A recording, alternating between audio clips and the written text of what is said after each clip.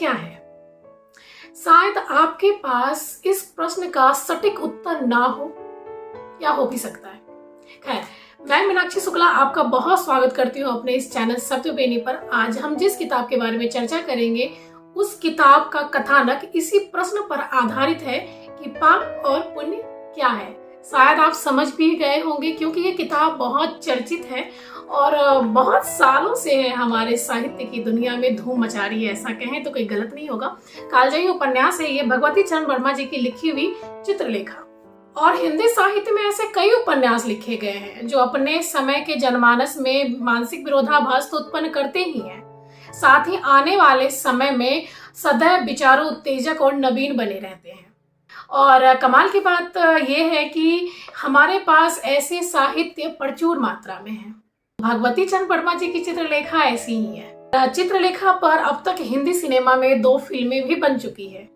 उपन्यास में पाप और पुण्य का विभेद परोक्ष रूप से व्यवहारिक और सामाजिक रूप से ही लिखा गया है।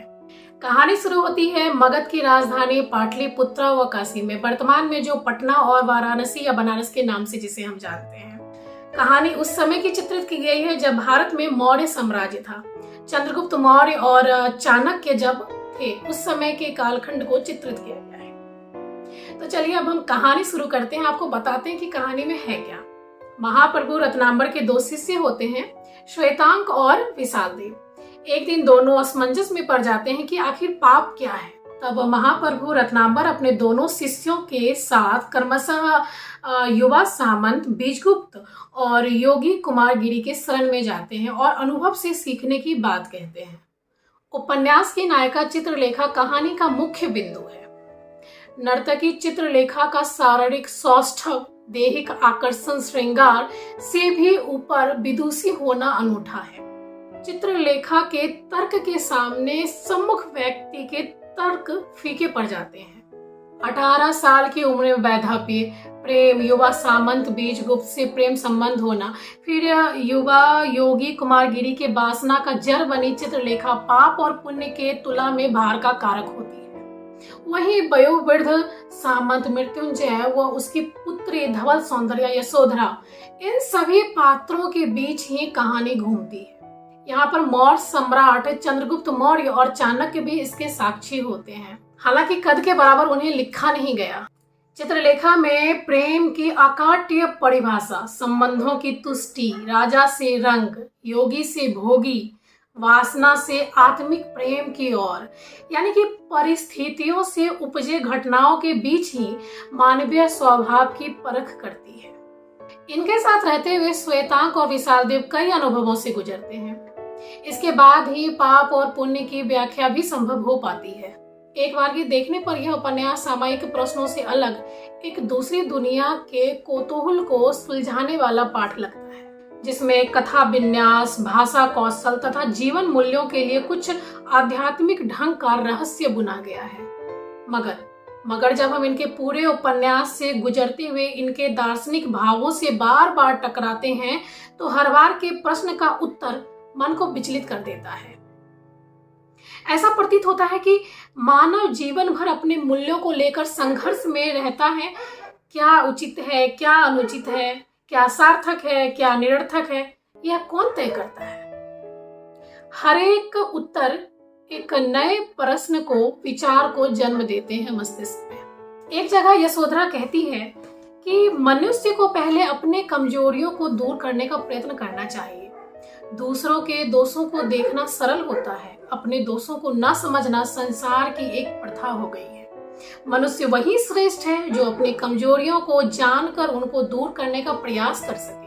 अंत में जब महाप्रभु रत्नांबर टिप्पणी करते हैं कि संसार में पाप कुछ भी नहीं है, वह केवल मनुष्य के दृष्टिकोण की विषमता का दूसरा नाम है। हम ना पाप करते हैं और ना पुण्य करते हैं, हम केवल वही करते हैं जो हमें करना पड़ता है।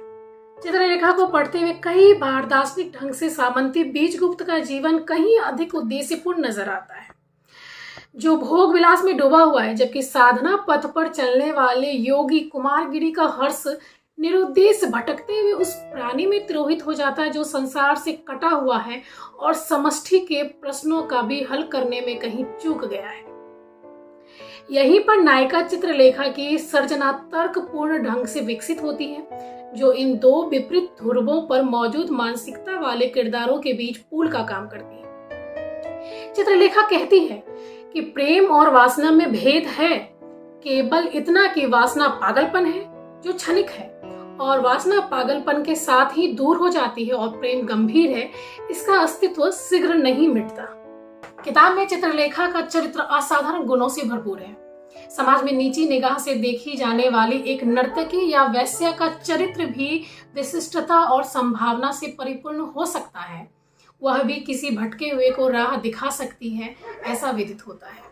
अब चित्रलेखा की भाषा शैली की बात करें तो इसकी भाषा शैली संस्कृत निष्ठ और परिष्कृत है।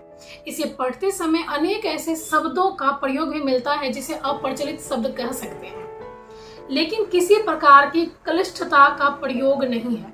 चित्रलेखा उपन्यास का हर प्रसंग रोचक है। उपन्यास के संवाद सरल, संक्षिप्त तथा रोचक हैं।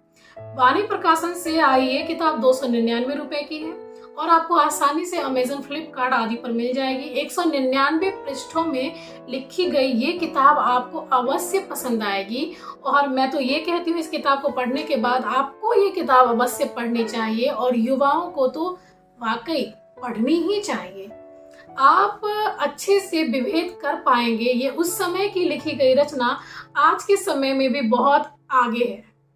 सच, हमारा साहित्य बहुत भरा पूरा और समृद्ध है। ऐसे किताबों को पढ़ते हुए यही महसूस होता है। अब इजाजत दे मीनाक्षी शुक्ला को। हम फिर मिलेंगे किसी और किताब पर बात करते हुए, चर्चा करते हुए, और आपको ये हमारी समीक्षा कैसी लगी हमें जरूर बताइएगा। अगर पसंद आए तो लाइक, कमेंट, शेयर, सब्सक्राइब तो कीजिएगा ही। और हाँ, आप किन किताब के बारे में बात करना चाहते हैं, जानना चाहते हैं, हमें जरूर बताइएगा कमेंट में। और इस किताब को खरीदने का लिंक डिस्क्रिप्शन में मेंशन है। धन्यवाद।